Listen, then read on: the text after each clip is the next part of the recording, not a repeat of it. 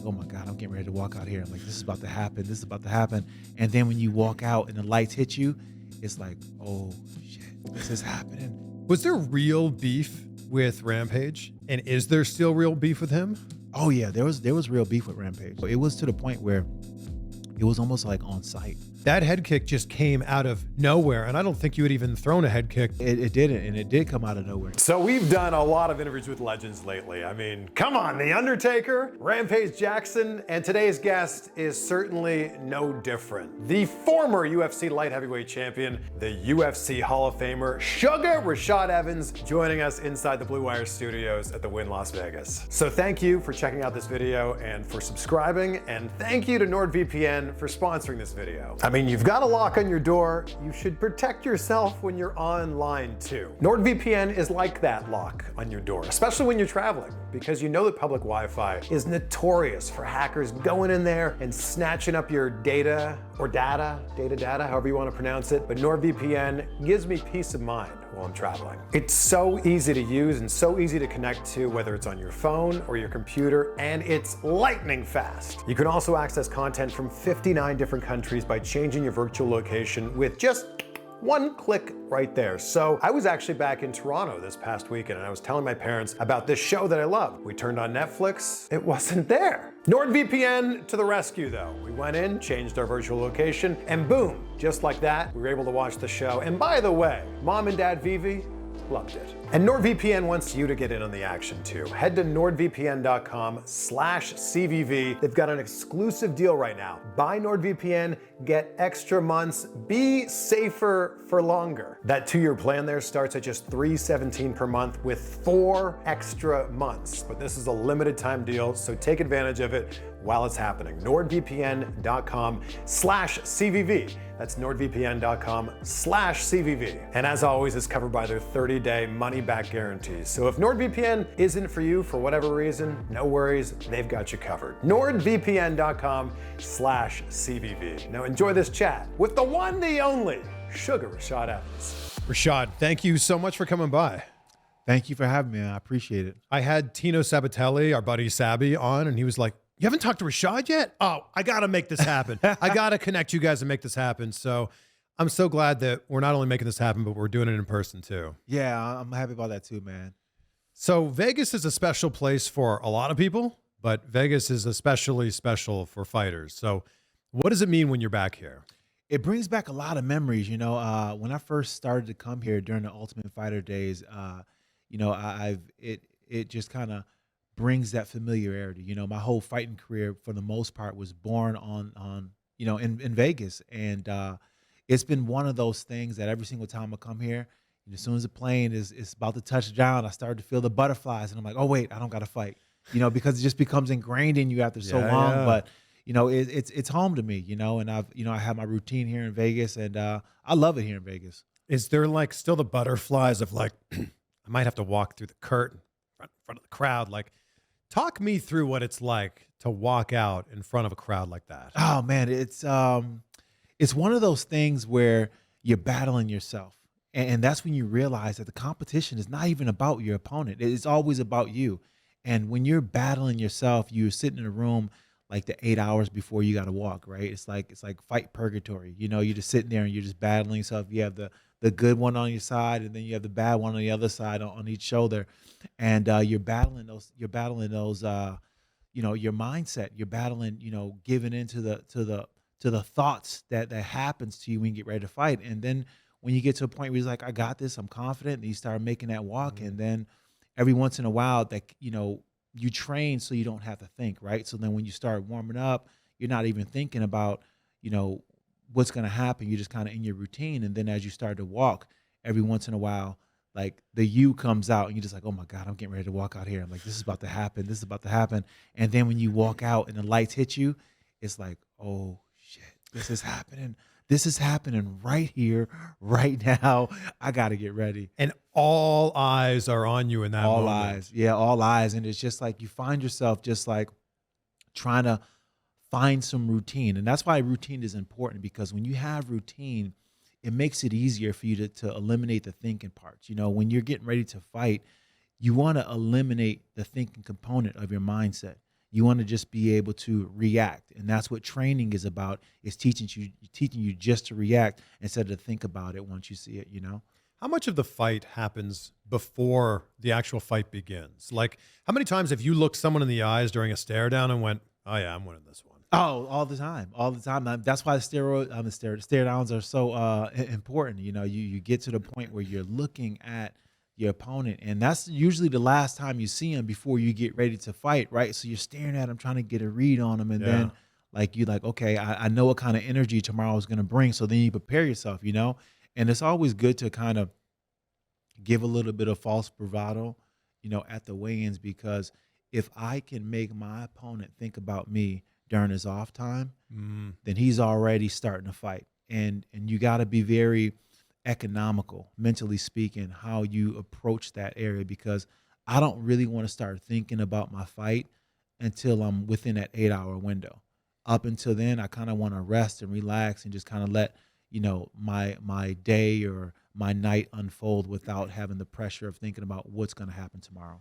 We're going to jump all over the place here with a timeline, but because you brought up stare downs and stuff, when you had the fight with Chuck Liddell, you were a heavy underdog. Yeah. What do you remember from that stare down? Do you remember feeling like, oh, I've got an edge here? You know, I remember that's when it got real to me, right? Like, you know, during training camp, everybody was like, oh, man, you got to fight Chuck. And I'm like, yeah. And then they'll be like, okay, you know, kind of give me that look like, you know, sorry for your loss. You know what I'm saying? Wow. Like, it was kind of like already a foregone conclusion. So when I got to the weigh-in and we did the face-off, that's when I really started to like think like, man, I'm fighting Chuck Liddell. So that's when, for me, the nerve started. You know, like for me, I was like, oh man, Chuck's looks serious, you know, because I watched him so many times fight, you know, Tito Ortiz and Randy Couture and both of those guys at the time. I was like, you know, those were like big idols to me, you know. So when I'm watching him stare at me, I'm like, oh man, he's giving me that look like he gave, you know, Randy Couture, you know. So it was real. That's when it became real for me. Did you feel like when you were looking at him either in the stare down or from across the cage that you were going to win? Yeah, you know, I felt as if like I was going to be free. I felt I was going to be free. And that stems from the night before. You know, I was nervous from the weigh-in, the stare down, and after my family left, after we had our little like our last supper deal, right? Because all my family comes into town, then we have what like is equal to the Last Supper, and I kind of give them hugs and kisses and kind of alleviate their worst fears, but even though still realizing them myself, right? Like, oh, I don't know what tomorrow's going to bring. I'm just making them feel better. Yeah. So after they left, I'm just like, I'm left with this feeling in my stomach, and I'm like, oh man, I feel like I'm sick. I don't know if I can do this. And then I hit up Randy Couture, who just happened to be a floor below me, and I go and see Randy, and I'm like, you know, Randy, I knock on the door, and he's like, hey, what's going on? I'm like, oh man, Randy, I'm scared, man. I'm scared. And Randy's like, what's going on? He's like, oh man, I just can't shake this feeling, man. I'm just so nervous about tomorrow. And, you know, I don't want to get beat up and knocked out in front of everybody. And, you know, and he said, the best advice I ever got. And you know, he said, you got to make friends with the worst enemy. And when you make friends with the worst enemy, you understand that life will go on. You know, the sun is still going to rise, your family's still going to be there, and you're going to get another opportunity to fight no matter what this yields. So once I started to really think about what he said, you know, because after I left him, I kind of felt a little bit better, but then I had to meditate on a thought. And then I worked myself up into a lather just thinking about it like, yeah, I got to face my fears. I got to face my worst enemy, and I got to face my, you know, whatever I'm afraid to happen. And then I became so comfortable with the idea that I may be getting embarrassed tomorrow. I was like, whatever is whatever. So I went out there feeling free. I remember Tito Ortiz saying, when you're prepared for the worst, the best always happens because Absolutely. You're prepared for the worst to happen. Yeah. Things happen so fast during a fight. Do you remember seeing that opening in that Chuck fight? I remember, so in that fight, he kept hitting me with like his right hand. His right hand is crazy because usually when you're fighting somebody, I can tell what punch you're gonna throw or likely to throw just based on how your shoulder opens up when you're getting ready to swing, right? So I couldn't really tell what Chuck was throwing because it all kind of looked the same. It was either gonna be a shovel uppercut or a hook or it can be a straight. So in baseball, he had like a changeup, right? But it's a changeup on the punch. So I couldn't tell which punch that he was going to throw with his right hand. But I knew his right hand was coming. So I was like, okay, I'm not going to beat him to the punch. So whenever he throws, I'm going to throw. And it's called throw on throw. You know, when you throw, I'm going to throw at the same time. Yeah. And I just threw at the same time with the right hand, but I was really trying to catch him with the left hook because I didn't want him to hit me with that right hand. And I felt like if I go like this, then I'll be okay if he comes back with the right hand. And I caught him with the right hand, and I was like, whoa. It was crazy. And he didn't get up. No, it was crazy. It was such a flush shot. And you know, I remember throwing that punch, and then I remember looking, and he's falling away from my vision. And I'm like, he couldn't have fell. You know, I'm thinking that in the middle, because like time slows down. Like when you're in a mindset, when you're fighting, your senses become melted. Like they just kind of, you know, you become so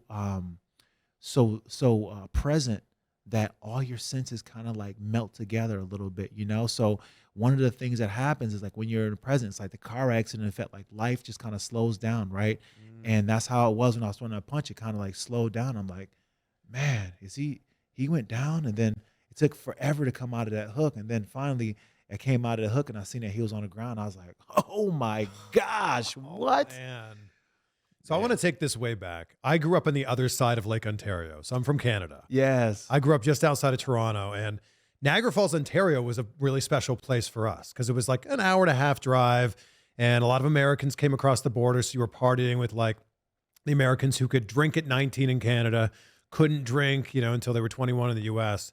Did you have that same thing growing up in Niagara Falls? Oh, absolutely. Absolutely. I mean, Clifton Hill? yeah, like I was going to Canada and hanging out and drinking when I was like 16 years old. You know, I got like a little fake ID, and I was out there, you know, just cutting up, you know, and it was what we did, you know. It was a good time. I remember seeing an American ID for the first time. I think it was a New York State one. I'm like, this looks so fake. Like, yeah. It looked like one of like the McLovin one from Superbad. Yeah. Because the Canadian ones had holograms all over them at the time. And I was like, there must be so many people here that are crossing the border just because they can drink, but also because they're pretending to be 19. They're not 19. Absolutely. And back in the day, I went into Toronto and I got a fake ID made, like a fake American ID made, so I can be older. So it was all good. What state man. did you have? It was, I think coincidentally, I think it was Florida. Wow. Yeah, Okay. I think it was Florida. And was your name still Rashad Evans? Yeah, it was still Rashad Evans. Okay. Yep. It was a great idea until one day I forgot it in my wallet, and I went across the border, and they ended up checking it, and they seen I had the fake ID. And it was not good. Yeah, that could prevent you from crossing the border again. Well, it did. It prevented, and it was like, oh no, it was like a novelty thing. You know, that's what I tried to tell them. Yeah, and they're like, no, we've seen this before. Yeah.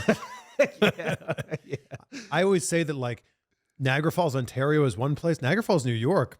Oh, there's some places there I wouldn't want to be there after dark. Oh my gosh, Niagara Falls, New York, man. To me like it's home. I love it, but it's kind of sad in the respect that you have millions upon millions of people coming to your state, to your area every single year, but you can't generate that capital that comes from that. To me, it's just mind-boggling, and it really speaks to what has to amount to corruption, right? I mean, it just seems improbable that much of failure is even capable. You know what I'm saying? Just so weird that a few hundred feet across the Niagara River in Ontario and Canada, there's casinos, and there's a Ferris wheel, and there's mini putt, and there's hotels.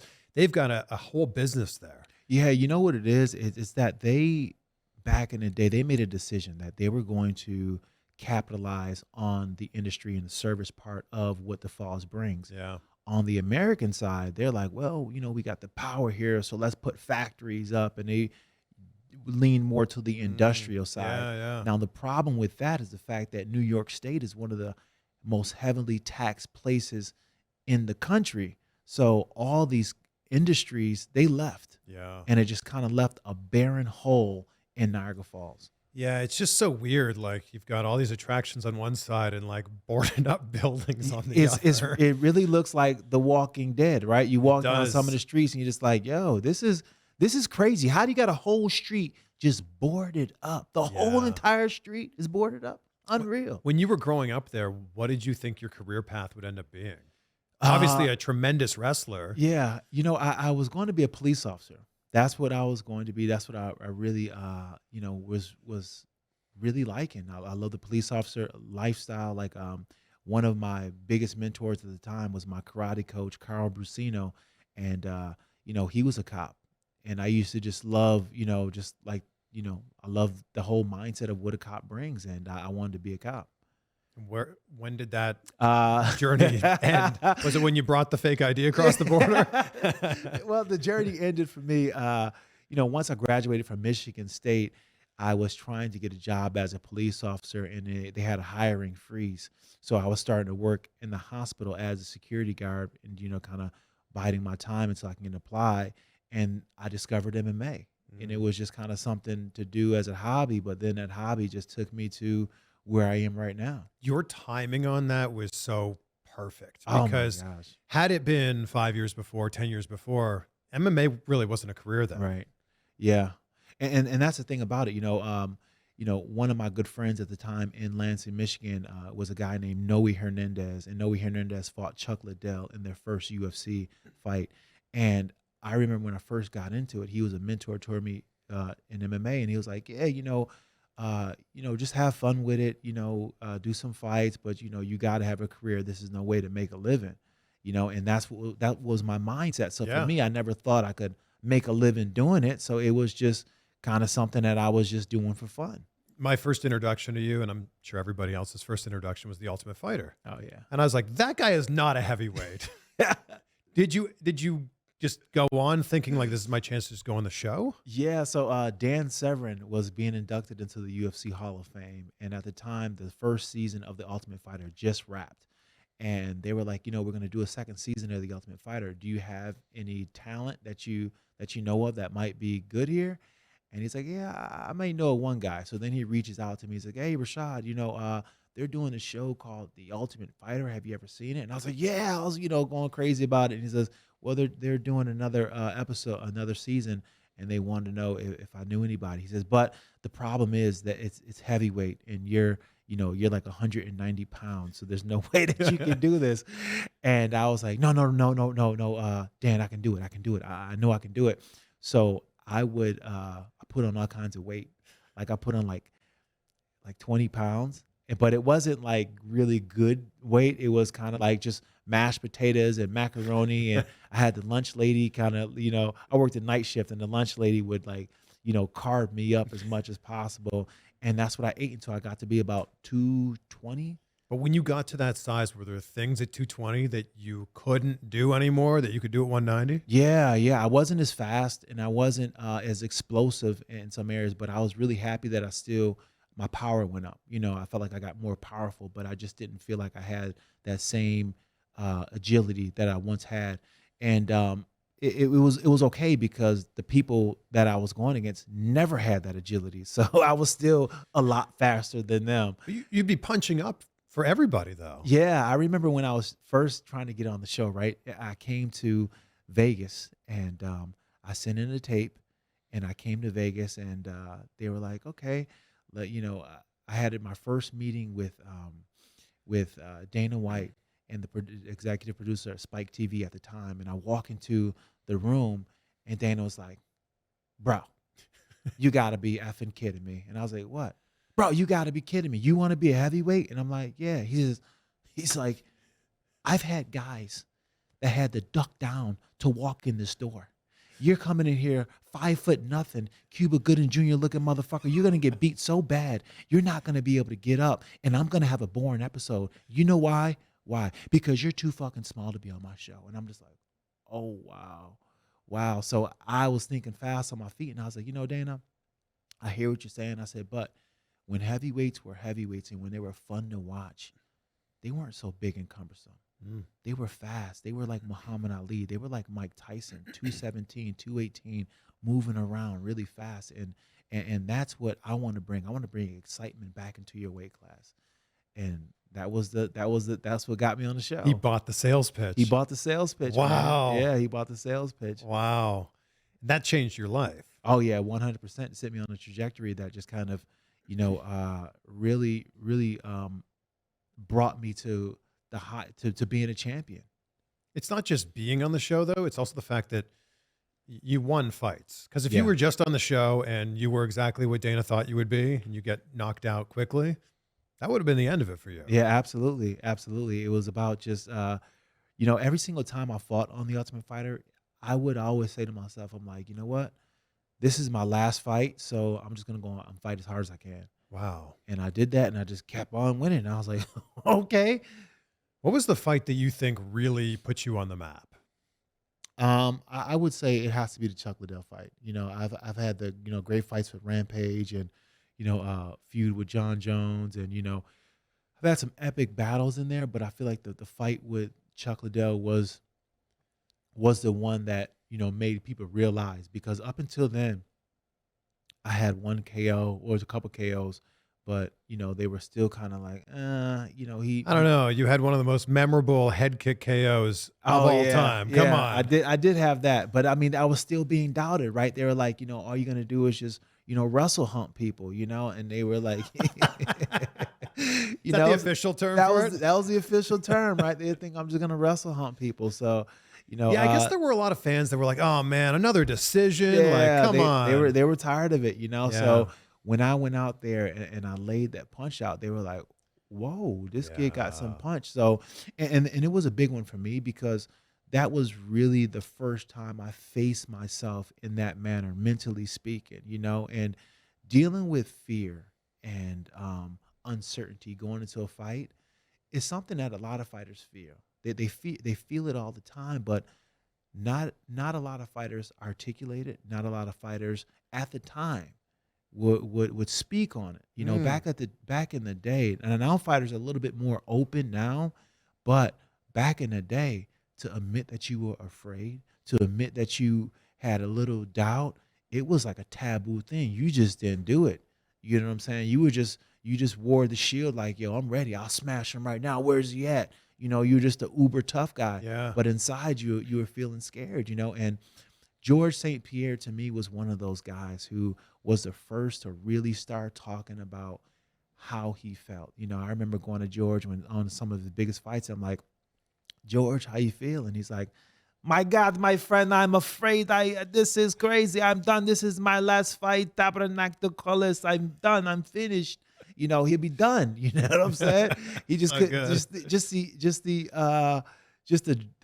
whole build up to it. Just kind of just got into his head, and then he would battle it out, and then he'll win. And when I seen him start to really invest into getting a mental coach, into the mental preparation, that's when it was like, all right, it's all right to feel these feelings, and not only that, but it's very important that not only do you train your body, but you train your mind along with it. Yeah, this idea of sports psychology is relatively new, especially with people talking about it now. Yeah.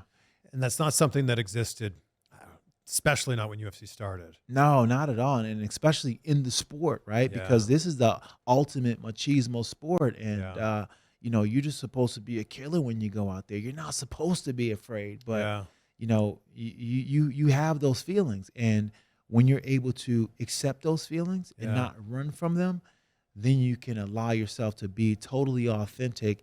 And then thus, that's when the skill comes. That's when you just completely get into that zone. We do need to talk about that head kick, though. Oh, yeah. Sean Salmon, right? Yeah, Sean Salmon. That head kick just came out of nowhere, and I don't think you had even thrown a head kick at that point in your career ever. No, it didn't, and it did come out of nowhere. I was training with Mike Winklejohn, and Mike Winklejohn always had a really good eye for seeing what you can capitalize on, right? He always did some really good scouting reports, and that was one thing that we worked on. And I would train it over and over again with, my good friend at the time, Ali Abdelaziz, who is now like one of the biggest MMA managers in the world. And, I would just throw that kick all the time. And when I was in the fight with him, I only seen the kick. But the first round, he was just like taking me down, and it was really hard for me to land a kick. So I was getting embarrassed, because during that fight, it was to launch a show off of Spike TV, and we only had a certain amount of time before we went over. And the UFC is like, yo, this card is going longer than we want. We need to finish, And here I am being served up a guy because he wasn't even the original guy I was supposed to fight. So this is kind of almost like a serve up, And I'm going out there and I'm losing the first round. And I look in the corner and I see Dana's look, and he's just like, Dana has a way of looking at you when he's just like disappointed in you. That's like worse than your parents. Like you just like, like just go and kill yourself. You know what I'm saying? Like he just gives you that look, and I'm just like, relax. I got this. So then the next round, I'm like pissed off, and like I can count the times in a fight that I actually been mad, and this was one of them. And I was pissed off. I'm like, this dude is embarrassing me. He's telling people that he's gonna, embarrass me, and he is doing it, and I'm losing this fight, and this guy's a nobody. And then I went and seen a kick, and I caught him with it. You just saw the opening, you threw it? I saw the opening and I threw it and I hit him.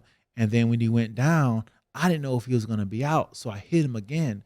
And then he was super out. And I was like, then I got a little nervous, like, oh my gosh, what did I just do? That is such an underrated knockout. Like even you didn't bring it up when we were talking about knockouts earlier. Yeah, I did it. It is an underrated knockout. It's such an underrated knockout. It was a nasty knockout. I remember after the fight was over. See, my mom became like custom model, right? She became at first when I was first getting ready to fight, I went to school for 5 years, and she was like, "Now wait, Rashad, wait, let me understand this here. Rashad, you went to school for 5 years, Rashad, just to be a damn fighter? Are you kidding me, Rashad? Are you kidding me?" Right? That's what she was saying. And she's like, "Rashad, your ass can go to jail." Right? And I'm like, "Ma, it's not that kind of thing." Because I grew up fighting on the street all the time, right? So she was always trying to, reel me in from my wild ways. And when I got into UFC, at first she was kind of okay, not really on board with it. But as time went by, she started to really warm up to the idea. So then she became like, like my coach, So before the fight, she said, "Rashad, look, you got this kid. He's a wrestler, Rashad. He say he gonna beat you, take you down, and steal your fans. Rashad, when you hit him, keep him hit, Rashad." Right? So I'm like, "Okay, Mom." So great advice, Mom. So I hit him, and then I don't know if he's knocked out. So I hit him again.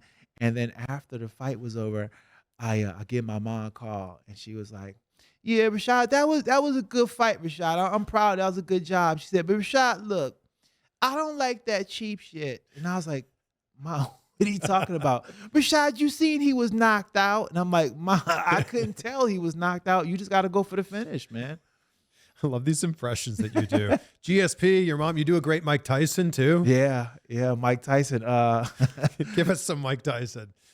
Well, when I first met Mike, I met him in Vegas, and it was after I fought Machida, and I met him at Dre's nightclub, like after the club, the after hour spot. And he comes up to me and he's like, "I seen your last fight." And I was like, "Yeah." And he says, "Yeah." He said, "See, the reason why you lost is because, you had doubt, you had fear in your heart, and you beat yourself." And he says, "See, fear is like fire. Left unharnessed, it can do some terrible things. It can do a lot of damage. But if you harness it the right way, it can do some beautiful things for you.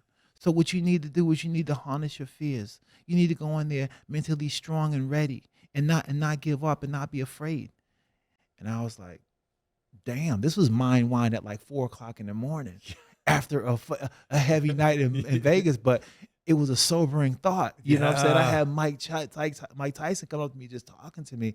And I was like, dude, he's right, man. Because he was right. Yeah. There's this great video where you're doing this terrifying dog for Mike Tyson. And I feel like that's like one of the only times in my life I've seen Mike Tyson look scared. Yeah, he was so surprised, man. Yeah, that was a story. A craziness, man. But, the dog is something that I used to do back in the day. Like I would just like, I used to play football, and as a hot man, I'll run down the field just like, Oh my God. just barking like a maniac, right? Just going crazy. And I would just watch people just like, what is going Dude. on? You know? Wow. That's too real, I think.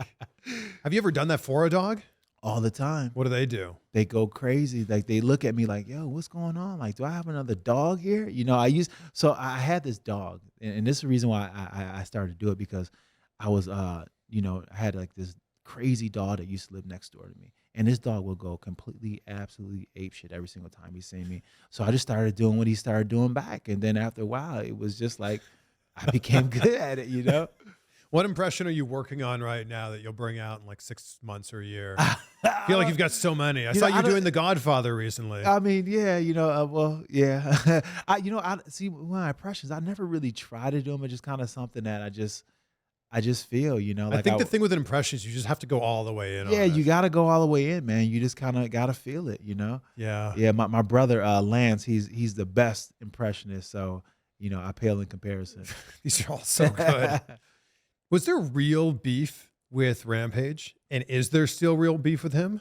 Oh yeah, there was real beef with Rampage. There was real beef with Rampage. You know, it was to the point where it was almost like on site. Like whenever I seen him, it was just like, you know, we were about to fight. And it was like that because I don't like when somebody tries to raise their leg on me. You know what I mean? Just like trying to piss on me, you know? And I felt like every single time I interacted with him, he would always try to do that. So I'm just like, yo, you know what? I'm not going to be, you know, your whooping boy whenever I see you, you know? So I started to just like, you know, be more offensive with that, you know, just like try to take him by surprise. And, you know, it was a combination of both that made it so that when we were in the same room, and it was just It's like two alphas butting heads. Yeah. And I remember it got to the point where it like spilled over into like not even just on set. Like in Vegas, we were both, you know, had the coach, so we would go out to the same places, right? And I happened to see him out one night. He jumps up in my face. We're in our, you know, we do it like we normally do, and then the security guys got to get involved. And this is here in Vegas, and then I get kicked out the club. I didn't even start. He jumps in my face, and I get kicked out the club. So that just infuriated me even more. But you guys are okay now? Yeah, we actually did a movie together called Boss Level where we played German twins. That movie is so good. You want to talk about underrated. Joe Carnahan is such an incredible director. Man, that was amazing. And Frank Grillo, in the shape that he's in that movie with his age beginning with a 5. Yeah. That movie's so good. Yeah, it is, man. It was when I read the script, I'm like, oh man, this is awesome, man, because it has so many different elements layered together, you know. And I just thought, you know, it was excellent. But I mean, for me, the caveat was getting a chance to work with Rampage, because up until then we kind of were okay, but we didn't really have that like that sit down and talk, you know. And when you talk to somebody that you fought, it's amazing how they see things versus how you see things, you know, because he has a whole narrative how he see things unfold. And, you know, it was good to kind of to talk to him and just, you know, bury the hatchet and really get to know him as a person. And when I did that, I realized that, you know, we were so much alike. You know, we were a lot alike. And I really started to dig him after that. And maybe that's why there was so much tension. Maybe that's why, you know. Yeah. But here's the thing about it. When I first got into UFC or even mixed martial arts, it was because of Rampage. I was a huge Rampage fan. When he was fighting in Japan, I was the biggest Rampage fan. When he lost to Vanderlei Silva, I felt like the Buffalo Bills had just lost the Super Bowl. You know what I'm saying? So you can imagine, I was almost brought to tears. I was emotional, you know, and then to have that feeling towards him, to then go to hating him, Yeah, it was crazy. Wow. And then you fought each other. That fight was legendary. Yeah, man. You brought up the Machida fight earlier. Yeah. What do you remember from that fight? Well, I remember the feeling that happened right before I got knocked out, right? Because he came out and he did, you know, he kind of won the first round. And again, I'm fighting from behind, right? The first round he comes out, he throws a super hard kick, right?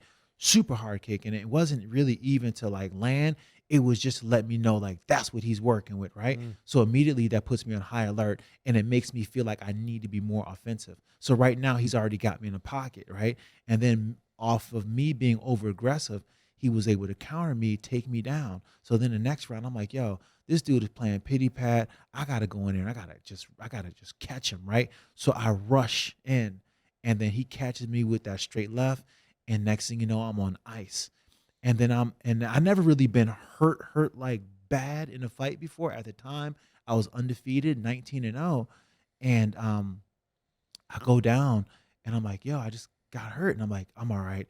But I come up, and my faculties are still there, but my legs are gone. I can't feel my legs. I'm stomping them. I can't feel my legs. My ankles are buckling. So eventually I find myself against the cage. And then he's just raining punishment on me, coming, landing punches on me. But I'm in that phasey, foggy period where, strangely enough, I can't feel his punches because I'm like halfway out my body at this point. You know what I'm saying? I'm almost in the ghost realm. And and at the point I'm just like, yo, you know what? I'm gonna give it how I'm gonna get it how I gave it, right? So I'm just like, yo, you know what? I started talking trash, like, oh, you hit like a bitch, you know. I'm talking like, just, you can't phase me. You say like your hands are like pillows. Yeah, I'm just like saying all this like you can't hit, and I'm just like trying to bob and weave, but my movement is truculent, you know. I can't move like I think I'm moving in my mind. Yeah. And then he catches me with the punch, and I remember feeling like I'm stuck, and all of a sudden I fall, and then I go out for a second, and then I come back to, and then I see the doctors rushing into the cage, and I'm like, damn. So you were only out for a few seconds. It felt like a few It's seconds. like I talked to Ben Askren after that big knee from hospital, and he's like, oh yeah, I woke up and I was in the hospital. Like that was the next thing he remembered. Oh wow, yeah. I was out for a few seconds, but it was a good knockout. Like I remember after it happened, you know, because you have like almost like an echo, right? You're just kind of like, damn, did that really just happen? Did that really just happen? Like, did I fight? You're like, yeah, you fought, you lost, and I'm just like, oh, wow. I feel like I didn't even fight, you know? They did you dirty with those memes. Oh my gosh, they killed me with the memes. But you know what, man? It's what it is. You know what I'm saying? That's part of it. That's part of the game, and that's part of what you subject yourself to. And for the longest time, for a time afterward, I did have a problem. Like I used to be upset about it. Some wise guy thought it'd be a good idea, right? Everybody's got jokes. I'm doing an autograph signing, and then he brings that picture for me to sign. Damn. Cold-blooded, bro. Did you sign it? Hell no, I didn't sign it, man. I can't sign it. It was too fresh. Fresh. Wow. But he probably thought that was hilarious. Oh, he had his friends recording it and everything. Look at him, you know, he's all laughing. But you know, it's part of the game, and you know, that's one thing. As being in the entertainment industry, you understand that, you know, people will hate you and draw strong conclusions about who you are based off of what they see on the TV. But that's not necessarily who you are, right? And you have to be able to divorce yourself from that interpretation of who they think that you may be, right? So there's Suga Rashad Evans, and then there's me. Yeah. Suga Rashad Evans, you had the name Suga first. What do you think of Suga Sean O'Malley? Suga Sean O'Malley. Yeah, you know, I you know, at first I was kind of like, that's interesting, but you know, it's flattering. You know what I'm saying? Because if I didn't carry the name very sweetly, then he wouldn't have been able to do it. You know what I'm saying? Like he wouldn't have picked Sugar if there wasn't already a Sugar who was very flavory, right? So there was sugar before, but not sugar. Right. Like, Sugar was I'm the first Sugar. You know what I'm saying? And you know, he bit, but you know what? That's the age and the time that we're in right now. But you know, I look at it as flattery, and you know, I cheer for him. I hope for nothing for the best for him. And you know, I like the kid. You know, I feel like he's made it his own. You know what I'm saying? Yeah. And that's what I like about what he's brought to it. He's made it his own. Was there a conversation? Did he reach out and say, nah, here's what I'm thinking? He didn't. He didn't reach out or nothing. It was kind of like something, you know, once I met him, we talked and whatnot. But I mean, he just was just like, I'm Sugar Show. It went from Sugar Show to now just Sugar, you know, and it's, you know, it's all right, man. Who do you think you are now as a person versus who you were when you were in the UFC? I'm at peace. And that's something that I can't say that I was during my fighting career. And I don't know if that's a good thing or not, but I feel as if like that me not being at peace was part of the fuel that allowed me to be such a savage, right? Because we're not, this isn't a civilized game. You're trying to separate another man from consciousness by any means necessary or take a limb home, right? Right. So there's a savagery that you have to keep a part of yourself. And I feel like, not being at peace worked in that benefit. But at the same time, I feel like with some of the pitfalls that I had in myself, I could have avoided if I was just at peace of who I was as a person. Were you looking for that? Like, you talk about how psychedelics completely changed your life, and we're gonna get into Umbo, which is your mushroom company. Yeah. Were you looking for that? I was, but I didn't really even know what I was looking at. See, the thing about it was I was trying to climb to the top of whatever success was, and success in my industry meant becoming a champion, and once you have become successful and you've accomplished those goals, there was a vacancy for me that I felt still that I thought would be gone once I had this success. But for me, I felt more enjoyment out of the chasing of a crown than actually wearing the crown. And it was something that I didn't really mentally think about until it was too late, and it was when I became champion, I was like, oh man, I'm cool, I'm the man, I got the success, but I still was, a part of me was broken. There was something still broken inside. I didn't feel as if like, I was like, that's cool, but is this it? Is this what it was all about? Is this what the chase was all for? Is this what all those long hours were about? And it just felt very incomplete to me still. And what I come to realize that it wasn't, the task that was incomplete or the goal that I accomplished that was incomplete. It was me and myself that was incomplete. And how did you find that? I just had to start to really try to find a black box, proverbially speaking, like, on a plane, try to find that black box of just, what was that thing in my life that really, made me feel that I needed to find peace. What was that major disruption? And just through going through some things in my life and just going through some things that I kind of put on a back burner, I started to make peace with a lot of things that I hadn't made peace with before. And one of them was with, my relationship with my father. I'm a product of a divorced family, and I really internalized a lot of things that went on in my mother and father's relationship, and I wore that myself, and I interpreted it as, his feelings towards me, and it really just grew a monster. I became a monster in so many different ways, and I really wanted to, I really wanted to make people feel pain, make people feel the pain that I was feeling, and I was okay with that, because I didn't really think too much of myself, and I was like, you know what, if this is how it is for me, then I don't see why anybody else should have it good or easy, and that was that cancerous mindset, that was that the genesis of what would slowly start to eat and decay at me as I got older. How much did psychedelics and dipping into that world, how much did that change you? It changed everything. Like, you seem very much at peace as we sit here right now. It changed everything. It changed everything, because it allowed me to see myself in a way in which I'd never seen. It gave me perspective. It gave me, the 20-foot view versus just being, a foot away from the painting. You know what I'm saying? It gave me a chance to really see where I was at and what I really needed to work on, and really, face the fears that I really had, that was just, some spoken, some to the forefront of my mind, but some, some latent, some that I didn't really even know. And it was just kind of something that was just in the background, and, when I started to do the psychedelics, I did it because I was at a crossroads. I was at a point in my life where I was thinking about retiring from fighting,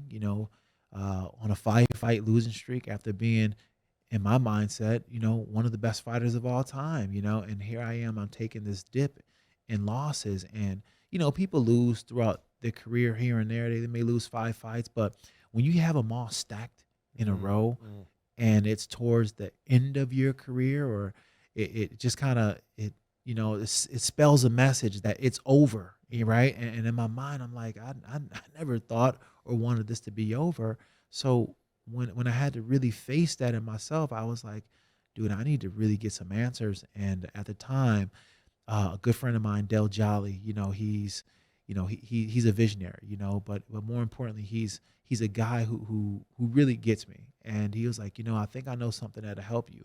And then he introduced me to the Bufo, Bufo Oliveris, 5-MeO DMT, which is the most powerful entheogen in the world, which is a psychedelic that really gives you an experience that's like no other. And off of that experience, I really got a chance to reset my true north. Do you think that you would have been a better fighter had you had that mindset back then? I think in some ways. I would have been, and I even came back to fight after all of that. I just fought last year. Yeah. And that was on the heels of just how good I was feeling off of life. Like once I did the Bufo, I started to feel something that I hadn't felt before. Like I started to feel love, and I started to feel understanding, and I started to feel compassion, and I started to feel all these different things that I really hadn't felt before. And then it became to the point where I became in love with fighting again.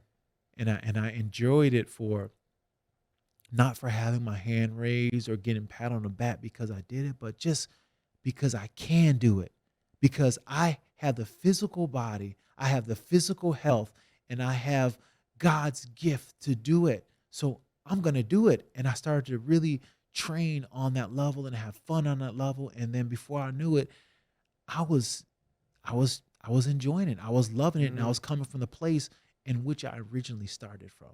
So that led me to my next fight, and I was able to win. And how did this lead you to Umbo? So along with taking, the psychedelic with, the Bufo, I started to use mushrooms, and I started to use mushrooms because, I was a little bit nervous, after my fighting career.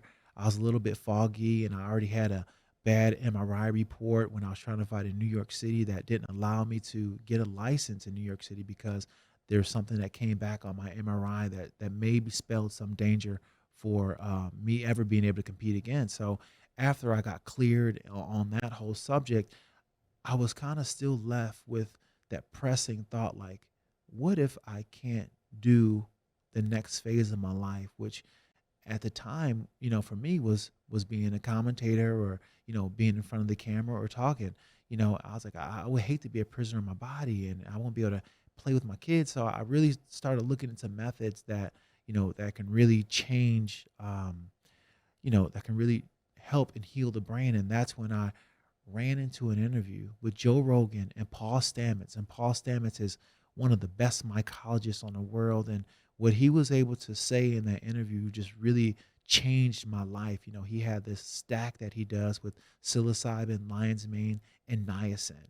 And he was talking about how it helps with concussions and help, regrow neurons and, reduce inflammations because of the erinacins in the lion's mane and hericinin and the nerve growth factors and things like that. And I was like, man, this is very interesting.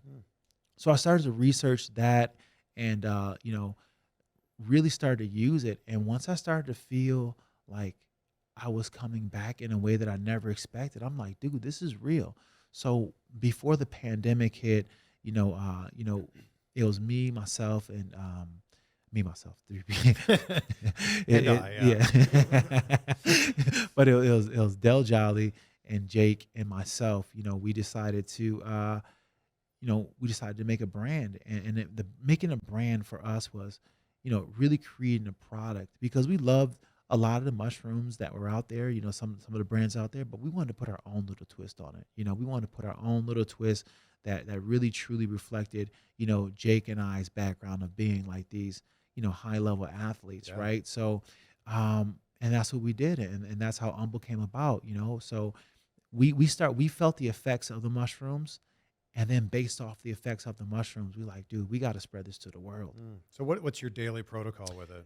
Well, I start off my mornings and I take, we have a pack. We have a mushroom pack. It has cordyceps in it. It's called Michael Rise, and I take the Michael Rise in the morning, and it serves as a pre-workout. It serves as a get up and go in the morning type thing. It serves as a, I got to study and focus, and just a really good boost in the morning, right? Yeah. And then, later throughout the day, I may take some lion's mange drops and some turkey tail drops and things like that.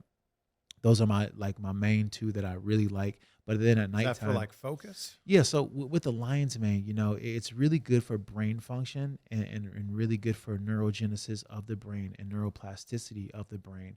And what these mushrooms do, they generate nerve growth factors. At the same time, they eliminate, a lot of the inflammation. So when you have something that stimulates nerve growth factors, but at the same time, it mimics nerve growth factors, and with the neurons, you have a powerful thing that starts to, truly transform your brain and your mindset, and really starts to, heal your body in ways that we truly need. Because when you think about society and you think about how we're just completely inundated with all these different toxins in the environmental toxins, it's really important to have something internally that goes inside to kind of mediate things and kind of pull some of the things out, because so many people talk about different supplements and things like that. But I feel like for me, what I felt the biggest change in my health was once I started to pay attention to how am I eliminating some of these things that I take into my body, right? What am I doing to detox out of my body? And part of me, with the detox and healing my body was getting with something that can heal me on a neurological level, which is mushrooms. So it's getumbo.com. Getumbo.com. Yeah, go in there, sign up for the newsletter. They'll see exactly everything you're talking about here. Yeah. It's they'll see everything, and they'll stay up in the know of like what's coming down the pipe. We have a lot of different things that we're working on, and we're a young, innovative company at Umbo. And the thing with Del Jolly, he works amazingly hard. Jake Plummer is a mushroom farmer now. Wow. Yeah, he's totally dived in, and he's learning the whole process, and just even going there to his farm and just watching him work and being part of that whole thing is quite amazing. Wow. He does something with Michael Love Farms and stuff like that. So it's really a good, just a good group of guys really just trying to, change the world in their own little way, with the truest intentions. Yeah. So I ask the same question at the end of every conversation. By the way, this has been an amazing conversation. Oh, thank you. Again, thank you so much for stopping by. Gratitude's such an important thing in my life. Yeah. And I start every day saying out loud 3 things I'm grateful for. And I do that before I go to bed as well. So what are 3 things in your life, Suga Rashad Evans, that you're grateful for right now? I'm grateful for the ability to just be here right now. And I say that because, it can be overlooked. A lot of people look at life as if like it's a guarantee, and it's not. And I'm also grateful for health. Health for me is the most important thing outside of that. And I'm very grateful for the understanding and the relationship that I have with God, because through that relationship and through that feeling, I'm able to truly impact the world in a way that truly allows people to know that God is real, and part of my biggest journey has been just really understanding that in myself, understanding the reality of the Creator, and the fact that what we experience here in life is only a small part of what we truly are. And the togetherness that we truly share is something incomprehensible until you actually feel it. And I felt it, and I understand it, and I honor that. Actually, before we wrap this up, have you ever been mistaken for Cuba Gooding Jr.? All the time until I'm next to Cuba Gooding Jr. But yeah, a lot of people say that all the time, man. Does he get mistaken for you? Yeah, but they'll say I'm the radio version of Cuba Gooding Jr. Thank you so much, Thank you, Rashad. Chris. This I has been appreciate awesome. you, man. Thank Appreciate you.